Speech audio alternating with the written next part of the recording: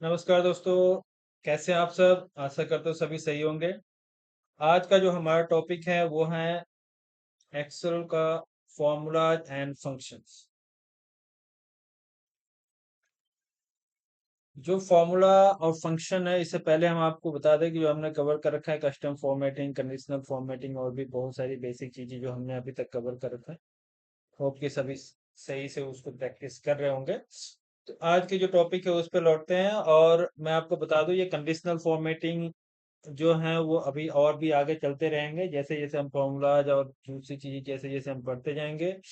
Conditional formatting में वो सारी चीजें हम अप्लाई करते जाएंगे और नई नई चीजें उसमें सीखते जाएंगे। ठीक है जी, और उसमें एडिशनल आपके कंडीशनल फॉर्मेटिंग चलता रहेगा। तो अभी जो हमारा टॉपिक है वो है एक्सेल फॉर्मूलाज एंड फंक्शन। तो एक्सेल में जो हमारा फॉर्मूला क्या होता है, फॉर्मूला इन द सेंस कि हम जो कैलकुलेशन के लिए जो हम एक्सप्रेशन ऑपरेटर्स वगैरह जो हम यूज करते हैं, लाइक प्लस करने के लिए हम प्लस का साइन यूज करते हैं, माइनस करने के लिए हम माइनस का साइन यूज करते हैं, किसी दो नंबर के बीच में अगर मल्टीप्लिकेशन करना है तो एस्ट्रिक्स का साइन यूज करते हैं, अगर हमें डिवाइड करना है तो हम डिवाइड का साइन यूज करते हैं, राइट। तो ये सारी चीजें और ये सारी क्या है, ऑपरेटर्स हैं जो हमें मैथमेटिकल कैलकुलेशन करने में हमारी हेल्प करते हैं। तो ये तो कैलकुलेशन से रिलेटेड हो गए जो हम फॉर्मूलाज वगैरह इसमें यूज करते हैं। फंक्शंस क्या होते हैं? फंक्शन जो एक्सेल में है वो है pre defined function, pre defined formulas, right. Function जो है एक्सेल में वो प्री डिफाइंड फॉर्मूला है जो हमारे जो हम कैलकुलेशन करते हैं उसको आसान करने के लिए, बहुत सारे बहुत बड़े बड़े जो कैलकुलेशन होते हैं उसको सिंपल करने के लिए एक प्री डिफाइंड फंक्शन है। उस फंक्शन का एक नाम दे दिएगा, जैसे हमें सम करना है दो नंबर के बीच में, दो नंबर के बीच में ऐड करना है दो नंबर को, तो उसके लिए हमने सम नाम का एक फॉर्मूला हमें, अगर हमें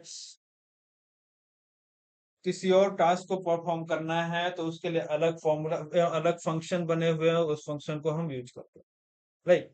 तो ये हमारा एक तो हो गया जो एक्सेल का फॉर्मूला है जो कि हम नॉर्मली अपने यूज तरह से यूज करेंगे, तो उसका क्या है कि हमारे पास लिमिटेड ऑप्शन होंगे कि हम उसको कैसे परफॉर्म करें। अगर सिंपल सी एक बहुत कॉम्प्लेक्स बोले तो कॉम्प्लेक्स कैलकुलेशन है, जिसको करने के लिए अगर हम नॉर्मली अगर अपनी तरफ से फॉर्मूलाज वगैरह अपने लिखने शुरू कर दे तो हो सकता है कि वो बहुत ज्यादा टाइम लगे।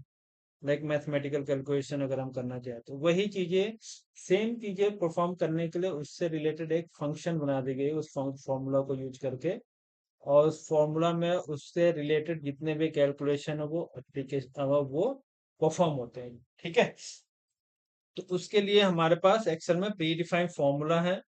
अब इसके लिए एक तो चीज है कि एक तो नॉर्मल हमें सिंपल से जो कैलकुलेशन करना होगा, प्लस माइनस मल्टीप्लिकेशन डिवीजन, ये तो हमें पता है, चलो कर लेंगे। बट अगर मुझे फॉर्मूला यानी फंक्शन के थ्रू ये सारी चीजें करनी है, हमें पता ही नहीं कि भाई सम कैसे करना है। अगर एक्सेल में हमें सम करना होगा तो हम सिंपल सी बात है, अगर हमें पता ही नहीं है कि सम करना कैसे है तो हमारे पास एक ही ऑप्शन रह जाते हैं, ऑपरेटर्स। और एक किसी भी फॉर्मूला फंक्शन या फॉर्मूला को लिखने से पहले हमारे पास एक्सेल में उस फॉर्मूला या फंक्शन को परफॉर्म कराने के लिए हम सबसे पहले, या फिर जो हम फॉर्मूला लिखते हैं उसको लिखने से पहले सबसे पहला हमारा साइन आना चाहिए इक्वल साइन। डन। जैसे हम इक्वल साइन देते हैं उसके बाद अगर हम कुछ भी चीज इसमें ऐड करते हैं इक्वल इक्वल साइन के साथ, तो वो हमारा फॉर्मूला काउंट होना चाहिए, फॉर्मूला और फंक्शन वहां पे अप्लीकेबल होगा। अगर हम कुछ गलत फॉर्मूला या फंक्शन लेते हैं तो वो काम नहीं करेगा। डन। तो अगर हमें इसने इस नंबर को सम कराना है, ये सारे नंबर, तो सम कराने के लिए हमारे पास क्या है कि हम इसको एक एक करके सम करा सकते हैं। लाइक इस सेल हमने सिलेक्ट करा, फिर प्लस का साइन दिया, फिर ये सेल हमने सिलेक्ट करा, फिर ये प्लस साइन के, फिर ये सेल हमने सिलेक्ट करा, फिर ये 10 प्लस, फिर ये सेल, फिर प्लस, फिर सेल 1 प्लस, इससे तो एकदम डन। तो जैसे हम एंटर करेंगे हमारे पास क्या आ गया, इस पूरे सेल का सम, राइट। बट ये तो छोटा रेंज हो गया। अगर हमारे पास मान लो 500, 1000, 2000 ऐसे रो है, जिसमें रो और कॉलम है जिसको हमें सम करना है या फिर उसका कैलकुलेशन परफॉर्म कराना है, तो उसके लिए अगर हम मैनुअली टाइप लिखना शुरू कर दे या फिर मैनुअली अगर हम सेल सेलेक्ट करना शुरू कर दे तो उसमें हमें लगेगा बहुत सारा टाइम। डन। उसी टाइम को बचाने के लिए हमारे पास एक्सेल में प्री डिफाइंड फंक्शन है जिसको हम यूज कर। तो हमारे पास एक्सेल में फॉर्मूला अगर हम देखें, फंक्शन हमारे पास जो है वो है प्री डिफाइंड फंक्शन। अगर हमें सम करना है, अगर अगर हमें एडिशन परफॉर्म कराना है, तो एडिशन के लिए अब हमारे पास आइडिया ही नहीं मिलता कि हाँ, जैसे हम लिख दें यहाँ पे सम, सम करा और इस सेल को हमने सेलेक्ट करा तो सेम रिजल्ट आ रहा है। लेकिन एक और भी चीजें इसमें प्रॉब्लम ये आएगी कि हमें ये तो दो चार चीजें हमारे दिमाग में आ रही है कि चलो ऐड करने के लिए हमें सम करना है, या फिर मुझे आइडिया ही नहीं कि ऐड करने के लिए फॉर्मूला फंक्शन क्या बना हुआ है एक्सेल में। अगर हमें यही पता नहीं है कि हमें फंक्शन कौन सा प्री डिफाइंड फंक्शन है इस टास्क को परफॉर्म करने के लिए, तो हमें कैसे पता चलेगा।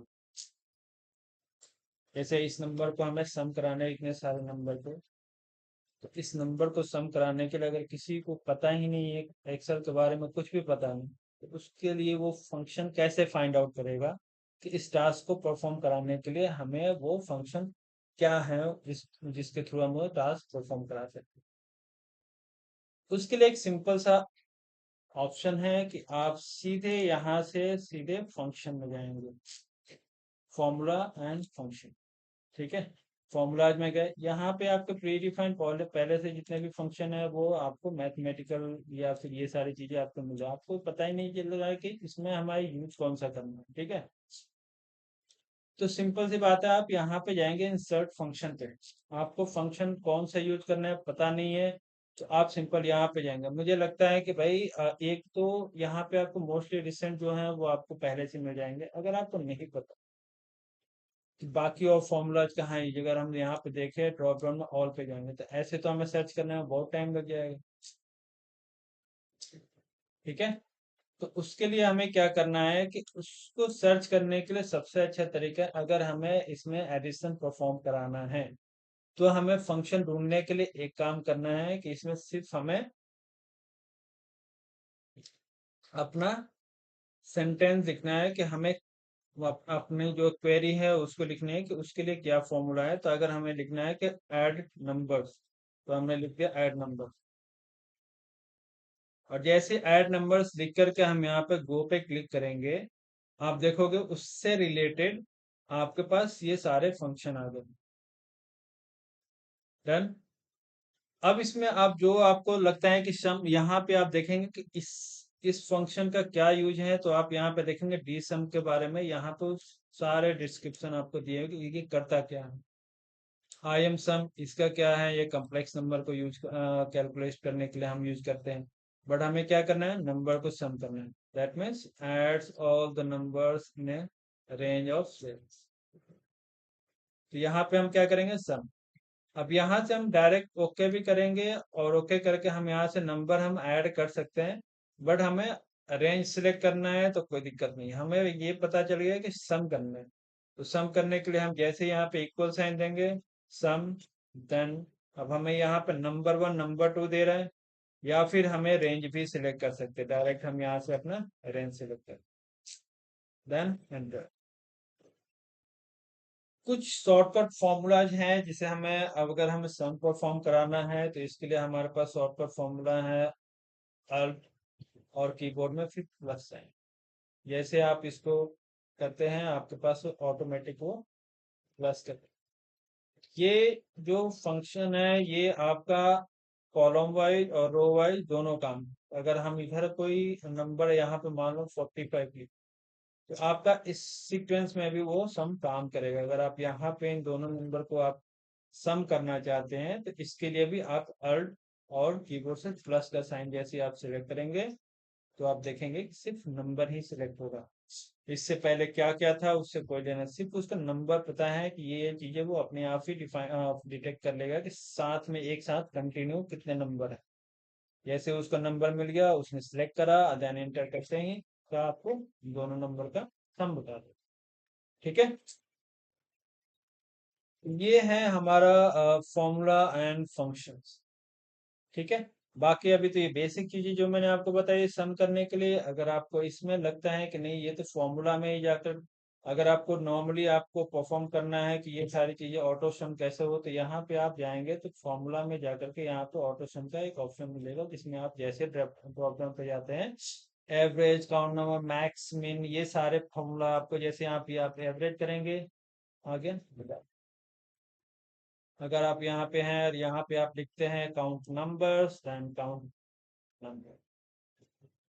ठीक है, जैसे आप यहाँ पे जो भी आपको ये नॉर्मली ये दो चार फंक्शन जो पहले से दिए हुए हैं, जैसे आप इसको यूज करना चाहें ठीक है। अगर आपको लगता है कि फॉर्मूला में मुझे फॉर्मूला में नहीं जाना है, आपको ये सारी चीजें ऑटो सम वाला जो ऑप्शन है आपको होम होम टैब में मिलेगा। होम टैब में जाकर के यहाँ पे देखेंगे तो ये वाला सिंबल आपको मिलेगा, जिसमें पहले से सेम टास्क आपको डन। तो ये सारी चीजें हैं फॉर्मूला फंक्शन से रिलेटेड। आज मैंने आपको बताया कि फॉर्मूला होता क्या है, फंक्शन कैसे यूज होता है, फंक्शन क्या होता है। फंक्शन एक predefined formula built into the Excel है, जो कि एक्सेल में पहले से जो है कॉम्प्लेक्स या फिर जो भी हमारे कैलकुलेशन जो हम परफॉर्म कराते हैं उसको एक नाम दे दिएगा, जिसको हम फंक्शन कहते हैं, जो कॉम्प्लेक्स जो कैलकुलेशन है उसको परफॉर्म करता है। डन।